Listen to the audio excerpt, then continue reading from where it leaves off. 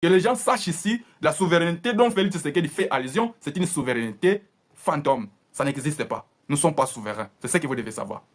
Nous ne sommes pas souverains. Parce que le seul moyen de prouver que nous sommes souverains, nous devons exercer cette souveraineté avec des instruments. Nous devons garantir l'inviolabilité de notre territoire. Nous devons garantir la paix dans notre territoire.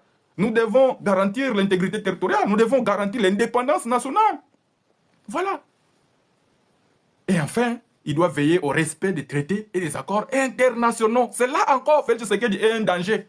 Il est un danger même pour le respect des traités et des accords internationaux. Regarde, notre constitution nous dit, le président de la République, je prends un article très concret pour ça, afin que vous puissiez comprendre.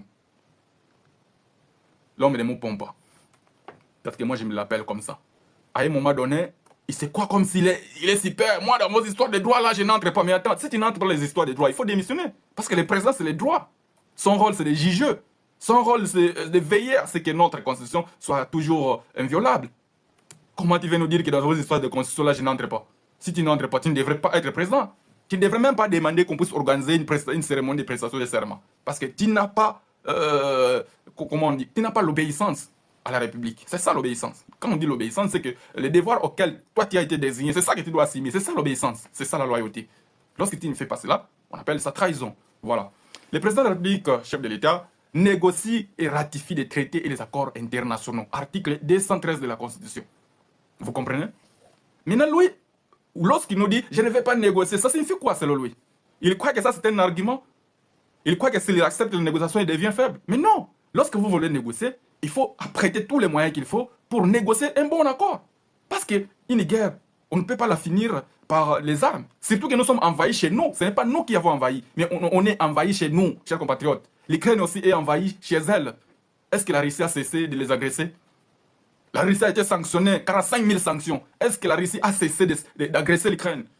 L'Ukraine a reçu beaucoup de financements, beaucoup d'aide des pays occidentaux. Est-ce que l'Ukraine a gagné la guerre? Il faut que vous fassiez attention lorsque vous amenez Fatih à lui faire croire qu'on ne va pas négocier et puis on va gagner. On va gagner comment? On va gagner comment? Dites-moi, par quel miracle on va gagner? Il faut gagner du temps ici parce que les Katangais risquent encore de mourir à cause de la stupidité de Félix Tshisekedi. Cet orgueil-là de dire que je ne vais pas négocier, ça va faire encore mourir nos frères au Katanga. Ça, je vous le préviens. Parce que l'ultimatum qui courait sur les Katanga a expiré aujourd'hui et Willy Ngoma a donné un message que je vais lire ici. Qu'il a publié sur son compte X. Voilà. Parce qu'il y a d'autres personnes qui m'ont écrit. Mais où est-ce que toi tu as eu ça? Il t'a écrit toi, il t'a appelé. Mais attends, moi je suis journaliste. Mon travail c'est de venir vous informer.